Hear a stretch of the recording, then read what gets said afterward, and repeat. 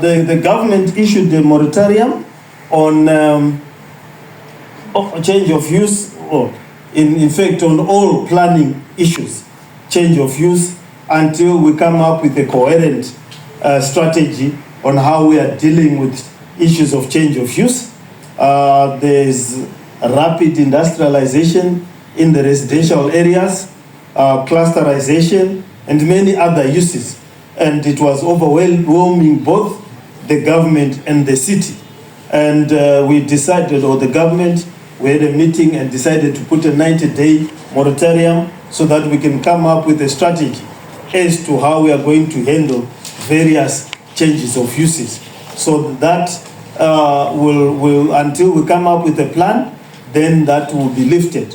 We are in the process of doing a master plan. The first master plan, I think the last one was in the 90s. So we are doing a master plan. The first draft has been put out.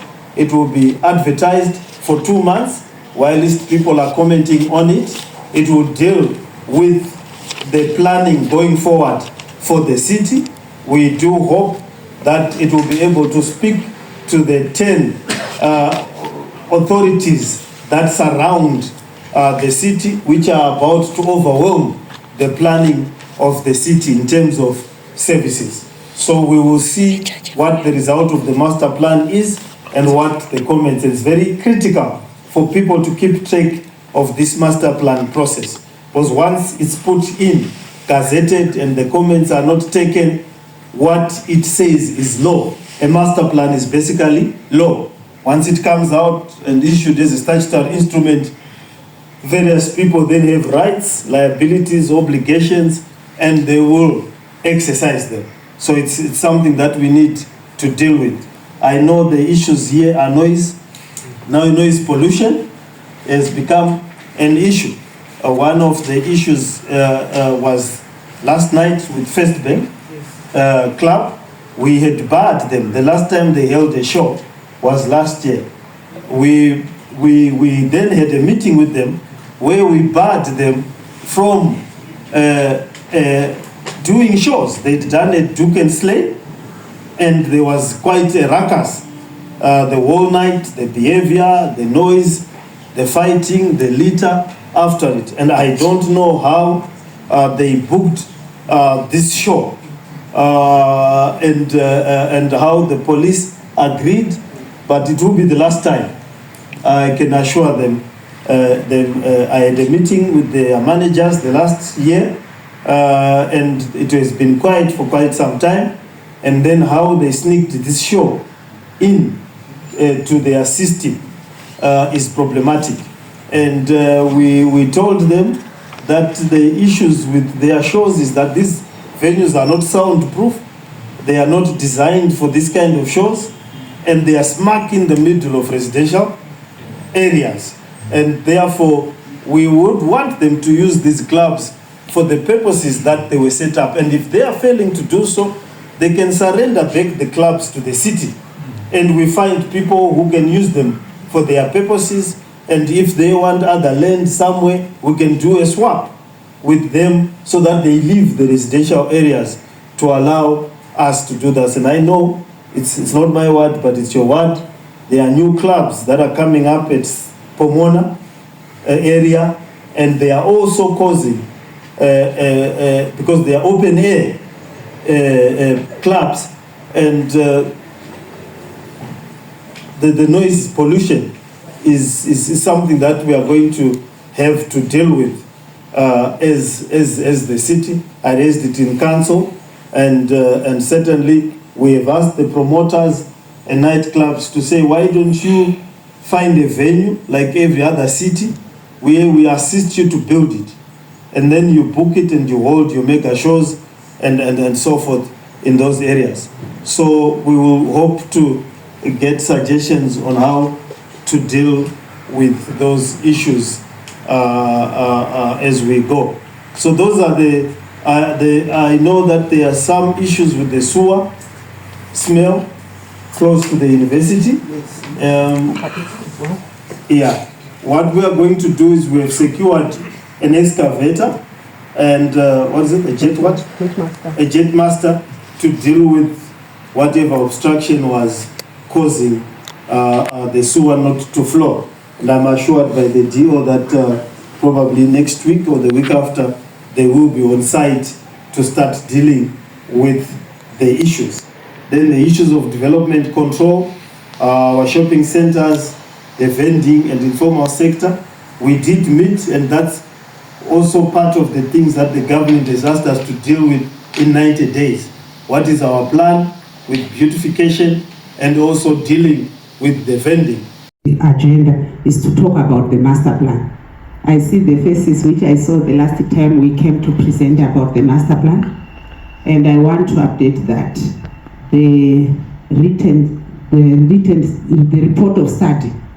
We did the studies, synthesized the data, analyzed it, and we came up with a report of study for the master plan. It's a big document like this, over 600 pages. That is a very detailed document. It's looking at everything. It's documenting under environment. And when we say environment, for instance, we are looking at the air quality. It talks about the air quality. It talks about even the canopies of the trees, where we have trees, where we don't have trees. The important gases, which are the gaseous structures, which are in the atmosphere in Harare and which are causing diseases. So it's talking about those things. It's talking about the underground water, the depletion of the underground water.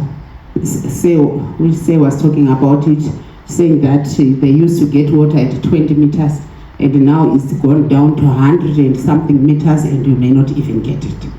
So it's the depletion of underground water because of the challenges or the developments which are happening randomly at wetlands, which are aquifers, the charges of the underground water. So it's talking about showing the invasion of developments onto wetlands. It's such a detailed study. It goes also to traffic, to talk about the conditions of the roads, the need for public transport system which works.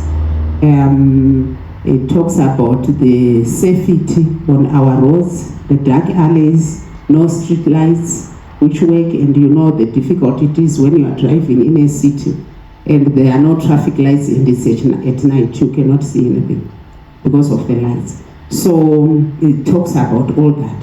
It talks about health issues, the issue of hospitals, the issue of clinics, primary care, the issue of availability of water, then water quality which people are drinking.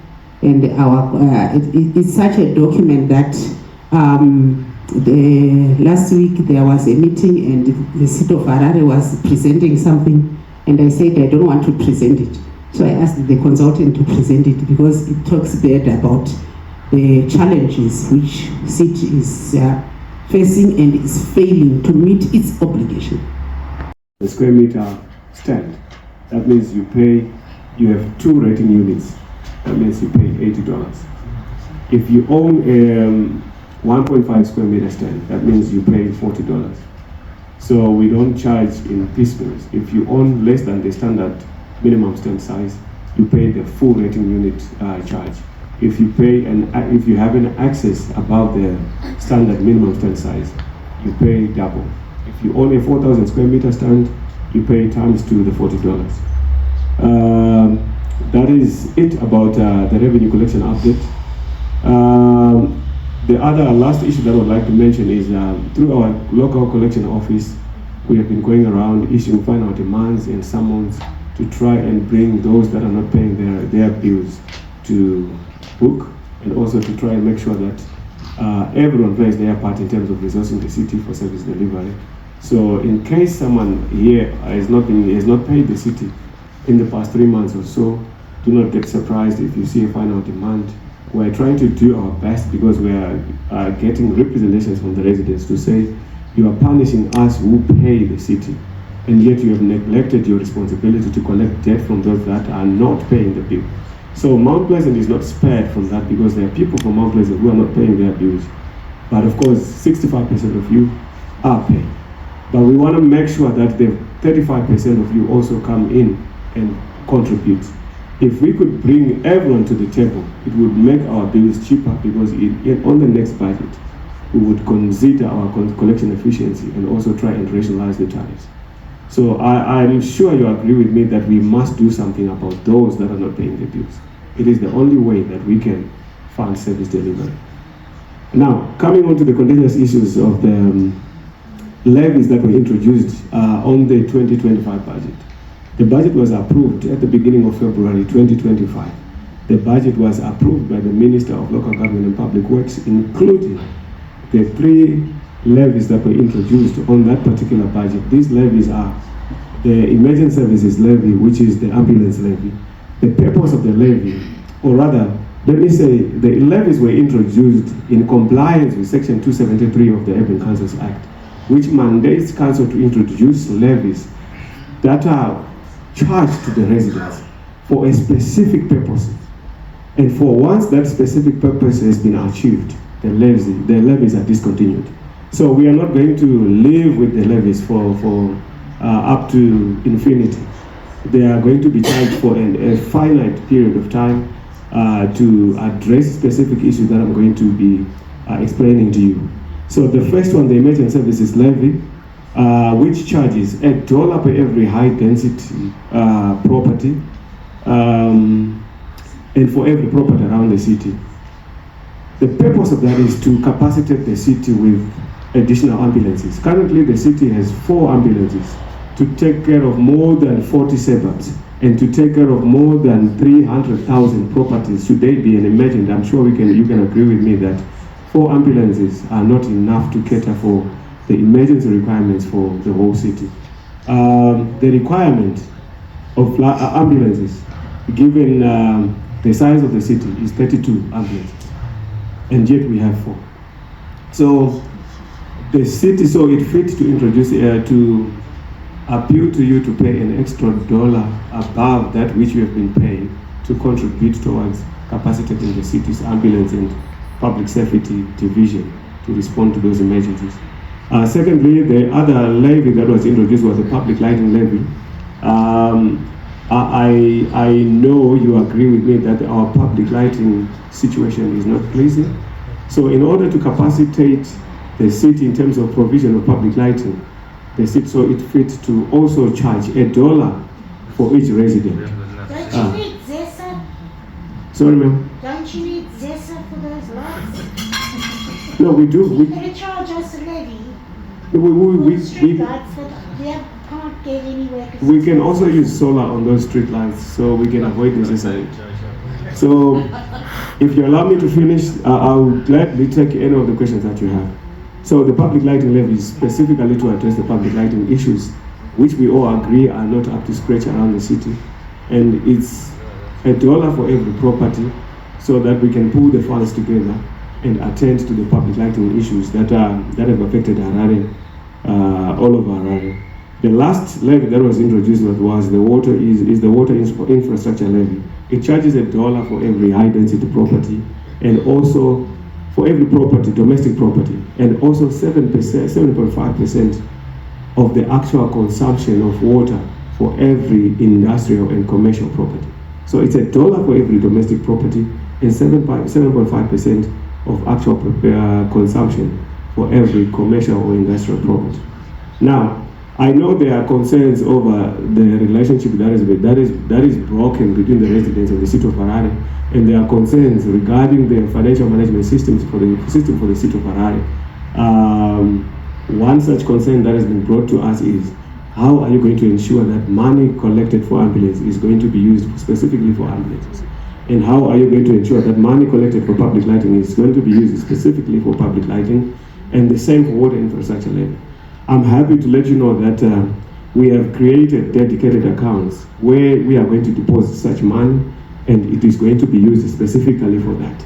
Now, in terms of administering the collection of the levies, it was not going to be possible to say visit Mount Pleasant, and then if you want to pay your bill, pay your $40 bill on this till, and then after doing that, pay the dollar for public lighting, and then pay the other dollar for emergency services, and then also pay the other dollar for water separately. That would be administratively cumbersome. So what we have done is we collect on the consolidated bill. But what we do, like I told you, that the collection efficiency for Mount Pleasant is 65%. So what we do is we calculate the potential that was built for public lighting levy, and also then ascertain how much of the total potential did we collect. So for instance, for the month of April, we billed around 790 million ZIG, and our collection efficiency was around Harare was around 45%. So what do we do? We say if 450 million that we've collected is 45% of our potential, what proportion of the total potential does the public lighting levy constitute? And then that's how we use to apportion the actual collections and attribute that which we must remove from the actual collections and put into the dedicated account. And that is being done every month. And as we speak, procurement processes have begun to start buying the ambulances, to start attending to the issues. So you'll be getting reports in the not so distant future to update you on what we have done and how much we have collected from the levies and what we have done with the funds that we've used to collect from the levies. Don't sit on issues as residents. I heard you some of you saying that it's the responsibility of council. Yes, I know it's the responsibility of council, but let me tell you, council is incapacitated. They have no money, they have no resources. So this is why we've resorted in Borodale to do things ourselves. We have had a lot of infractions, we have had a lot of noise. We had a very popular venue in Borodale called the Prayer Mountain. And for donkey years, people have been suffering. People have sold their properties because of the noise that was coming from the Prayer Mountain. But just last year, the council and myself, we worked on that, and we got a demolition order. We also had a demolition order for a very ugly structure that had been put up on the corner of Harare Drive and Leamington. We got that demolition order, and as we speak, that structure is being demolished. Just in February, somebody tried to construct on a wetland in Queenington, on Ettington Road. They tried to construct. They had already brought in graders. They were very powerful people from the government, but we, as the Residents Association, stood out, and we declared our rights. And as we speak, that project was halted. By the time I walked through it the following day, there was not a single nail. But remember, this is a place where they mobilized all their graders, their trucks, and all the authority, the district officer, and even the planning department have been told, this is a government project, you are trying to stop a government project. Please, whenever you see people doing that, throwing names, throwing in the government, interrogate further. They're just using names that they shouldn't be using. So all I'm urging you as residents is come together. I'm surprised Mount Pleasant does not have a residents association. I know some people, I've met with my fellow council there, and others. I know with Roger, we've had meetings, and other people, but I'm still surprised why you guys still do not have a residents association. It's critical. You need a voice. Arguing with councillors and council workers like you're doing now might not work, but you need to document all your issues, and you have a representative body that goes in and does things. And having a residents association is not kids play. It's not cartoon works. You have to be dedicated. You have to be committed. You pay the cost. Our residents are paying about $30. Those who want, it's not obligatory, but they're paying $30 per household. And last year we managed to raise about $20,000 from the residents and other fundraising activities like a golf tournament and other donations. And with that $20,000, we are using it to improve our own community. We worked on a bus stop at a very junky place at Helensville. If you walk past there, there's a new bus stop, a new bus stop shelter, a new fence around the bus stop. We did that. We renovated the Borodale Clinic in totality. Painting, plumbing, electricity, everything. And right now we are doing a waste separation center. So we have ceased from being crybabies. Council is not doing that, government is not doing that. We have gone over that. And we are saying that when devolution comes, we want to be the guinea pig for devolution. Government should make us the test case for any devolution, because already we are experienced, already we are committed, and we have our governance structures already installed to make sure that there is proper management of funds. So we are also fighting for this decentralization, this devolution, so that we manage the resources that are collected from within our ward. And that's a better way of doing things. And the second reason why I'm here is, the moment you cross Harare Drive, you cross Borodale Road along Harare Drive, it becomes Mbare. And I have you, the people of Mount Pleasant, to blame. There are containers, and I've offered development control that we will use our resources to remove those containers for you, the people of Mount Pleasant. Because we share borders, and we cannot have a beautiful Borodale and an ugly Mount Pleasant. It doesn't make sense. So we need to work together. I will talk to the regional manager. I've already talked to my regional manager. I'll talk to the councillor that we can have combined operations of dealing with vendors. Look at Groombridge, car washes, people displaying their wares right on the road. It doesn't happen in Borodale. It happens in Borodale. Right now we are working on exterminating vendors. We have authority right from the top of government. The councillor knows it. From the top of government, we want to deal with drug peddlers. We want to deal with people trading from undesignated places. If you get to Helensville now, there was a bulldozer that pulled down all the illegal structures. But yes, they do come back. But this time, it's going to be final. We're going to work on it. But as I'm saying, as we share borders, as we share territories, we share wetlands, we share many resources, we must come together. We need you to have a residents association, and if you want assistance in its formulation, we are there to help you. We are there to help you. As I told you, my fellow councillor, my council there, she took me for coffee, and we were trying to talk about it, but it looks like Mount Pleasant is really a complex location.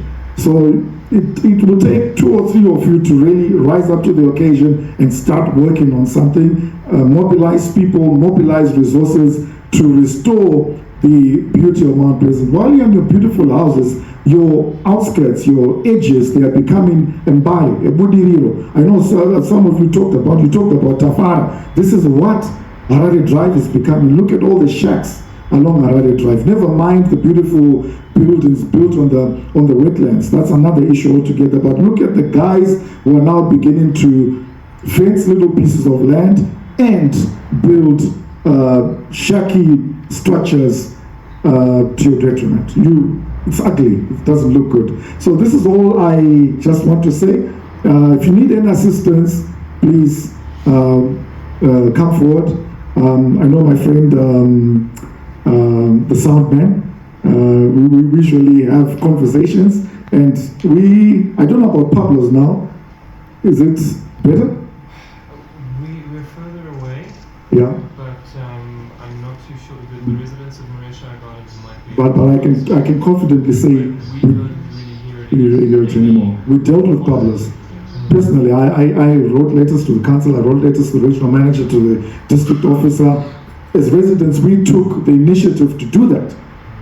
To write the letters and to start on the action. And I went to St. Levis Village, met the management there, and talked to them about it.